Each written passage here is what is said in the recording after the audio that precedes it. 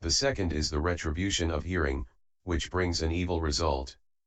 The karma of hearing intermingles, and thus at the time of death one first sees gigantic waves that drown the whole world. The deceased one's spiritual consciousness falls into the water and rides the current into the unintermittent hell. There, two kinds of phenomena may occur. One is open hearing, in which it hears all sorts of noise and its essential spirit becomes confused. The other is closed hearing, in which there is a stillness devoid of hearing, and its soul sinks into oblivion. When the waves from hearing flow into the hearing, they become scolding and interrogation. When they flow into the seeing, they become thunder and roaring and evil poisonous vapors. When they flow into the breath, they become rain and fog permeated with poisonous organisms that entirely fill up the body. When they flow into the sense of taste, they become pus and blood and every kind of filth. When they flow into the sense of touch, they become animals and ghosts and excrement and urine. When they flow into the mind, they become lightning and hail, which ravage the heart and soul. The third is the retribution of smiling, which brings an evil result. The karma of smelling intermingles, and thus at the time of death one first sees a poisonous vapor that permeates the atmosphere near and far. The deceased one's spiritual consciousness wells up out of the earth and enters the unintermittent hell. There, two kinds of phenomena may occur. One is penetrating smelling, in which one is thoroughly infused with the evil vapors and one's mind becomes distressed. The other is block smelling, in which one's breath is cut off and there is no passage, and one lies stifled and suffocating on the ground. When the vapor of smelling invades the breath, it becomes cross-examination and torture. When it invades the seeing, it becomes fire and torches. When it invades the hearing, it becomes sinking and drowning, molten metal and boiling liquids.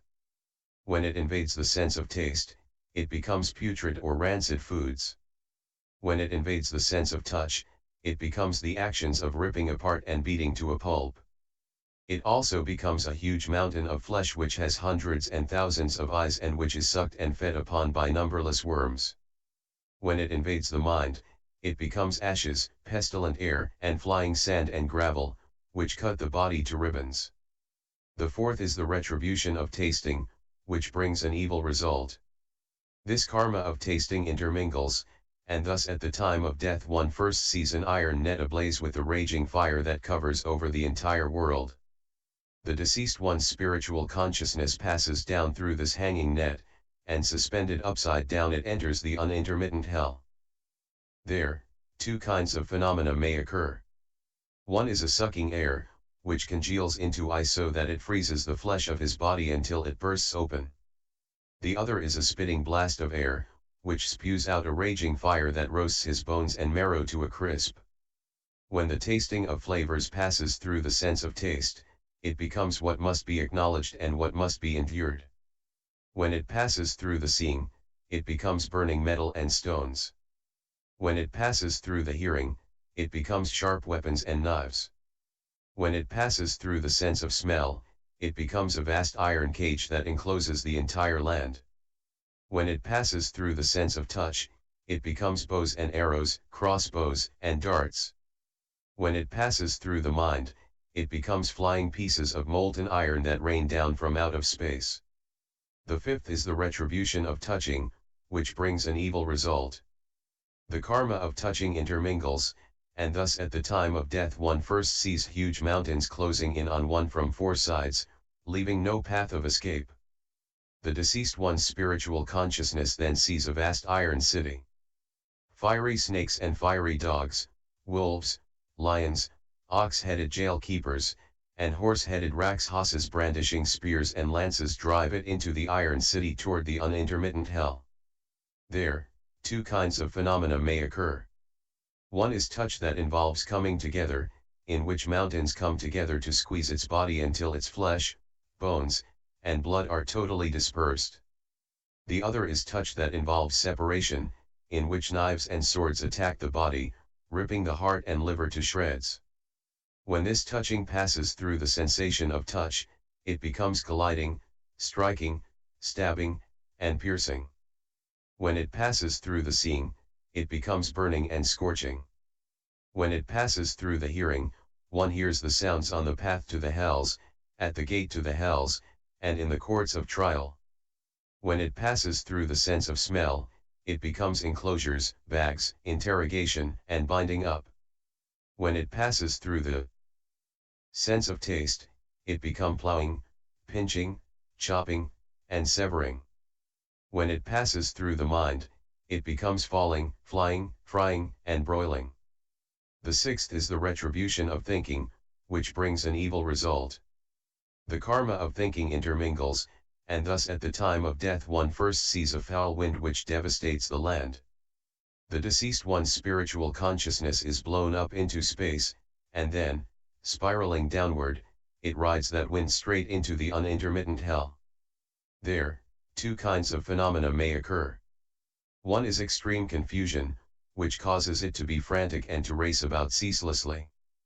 The other is not confusion, but rather an acute awareness, which causes it to suffer from endless roasting and burning, the extreme pain of which is difficult to bear. When this deviant thought combines with thinking, it becomes locations and places. When it combines with seeing, it becomes inspection and testimonies. When it combines with hearing, it becomes huge crushing rocks, ice and frost, dirt and fog. When it combines with smelling, it becomes a great fiery car, a fiery boat, and a fiery jail. When it combines with tasting, it becomes loud calling, wailing, and regretful weeping. When it combines with touch, it becomes sensations of large and small, where 10,000 births and 10,000 deaths are endured every day, and of lying with one's face to the ground. Ananda, these are called the 10 causes and 6 retributions of the hells, which are all created by the confusion and falseness of living beings. If living beings create this evil karma simultaneously, they enter the avasai hell and endure limitless suffering, passing through limitless kalpas. If each of the 6 sense organs creates them and if what is done includes each state and each sense organ, then the person will enter the 8 unintermittent hells. If the 3 karmas of body, mouth, and mind commit acts of killing, stealing, and lust, the person will enter the 18 hells. If the 3 karmas are not all involved, and there is perhaps just one act of killing and one of stealing, then the person must enter the 36 hells. If the sense organ of sight alone commits just one karmic offense, then the person must enter the 108 hells. Because of this, living beings who do certain things create certain karma, and so in the world they enter collective hells, which arise from false thinking and which originally are not there at all. And then, Ananda, after the living beings who have slandered and broken the precepts, violated the Bodhisattva precepts, slandered the Buddha's Nirvana, and created various other kinds of karma, pass through many kalpas of being burned in the inferno, they finally finish paying for their offenses and are reborn as ghosts. If greed for material objects was the original cause that made the person commit offenses, then, after he has finished paying for his crimes, he will take shape when he encounters material objects and will become a strange ghost. If it was indulgence in lust that made the person commit offenses, then, after he has finished paying for his crimes, he will take shape when he encounters the wind and will become a drought ghost. If it was indulgence in lying that made the person commit offenses, then, after he has finished paying for his crimes, he will take shape when he encounters animals and will become a May ghost. If it was hatred that made the person commit offenses, then, after he has finished paying for his crimes, he will take shape when he encounters worms and insects, and will become a goo poison ghost. If it was the harboring of grudges that made the person commit offenses, then, after he has finished paying for his crimes, he will take shape when he encounters degeneration and will become a pestilence ghost. If it was arrogance that made the person commit offenses, then, after he has finished paying for his crimes, he will take shape when he encounters gases and will become a hungry ghost. If it was injustice to others that made the person commit offenses, then after he has finished paying for his crimes, he will take shape when he encounters darkness and will become a paralysis ghost. It was attachment to wrong views that made the person commit offenses, then, after he has finished paying for his crimes, he will take shape when he encounters essential energy and will become a Wangliang ghost. If it was deception that made the person commit offenses, then, after he has finished paying for his crimes, he will take shape when he encounters brightness and will become a servant ghost. If it was the practice of forming factions that made the person commit offenses, then, after he has finished paying for his crimes, he will take shape when he encounters people and will become a messenger ghost. Ananda, such a person's fall is due to his totally emotional level of functioning. When his karmic fire has burned out, he will rise up to be reborn as a ghost. This is occasioned by his own karma of false thinking. If he awakens to Bodhi, then in the wonderful perfect brightness there isn't anything at all. Moreover, Ananda, when his karma as a ghost is ended and the consequences of his emotion and thought are over, he comes into the world to meet his creditors and settle his accounts with them. He is born as an animal to repay his debts from past lives. The retribution of the strange ghost of material objects is finished when the object is destroyed and it is reborn in the world, usually as a species of owl. The retribution of the drought ghost of the wind is finished when the wind subsides, and it is reborn in the world, usually as a species of uncanny creature which gives inauspicious prognostications. The retribution of the May ghost of an animal is finished when the animal dies, and it is reborn in the world, usually as a species of fox. The retribution of the goo ghost in the form of worms and insects is finished when the goo is exhausted, and it is reborn in the world, usually as a species of venomous creature. The retribution of a pestilence ghost found in degeneration is finished when the degeneration is complete, and it is reborn in the world, usually as a species of tapeworm. The retribution of the ghost which takes shape in gases is finished when the gases are gone, and it is then reborn in the world, usually as a species of animal used for food. The retribution of the ghost of darkness is finished when the darkness ends, and it is then reborn in the world, usually as a species of animal used for clothing or service. The retribution of the ghost which unites with energy is finished when the union dissolves, and it is then reborn in the world, usually as a species of migratory creature. The retribution of the ghost of brightness and intellect is finished when the brightness disappears, and it is then reborn in the world, usually as a species of efficacious creature. The retribution of the ghost that relies on a person is finished when the person dies, and it is then reborn in the world, usually as a species of domestic animal. Ananda, all this is due to the burning out of his karmic fire in payment for his debts from past lives. The rebirth as an animal is also occasioned by his own false and empty karma. If he awakens to Bodhi, then fundamentally none of these false conditions will exist at all. You mentioned precious lotus fragrance, king crystal, and Bhiksha good stars. Evil karma such as theirs was created by them alone. It did not fall down out of the heavens or well up from the earth, nor was it imposed upon them by some person. Their own falseness brought it into being, and so they themselves have to undergo it. In the Bodhi mind, it is empty and false, a cohesion of false thoughts.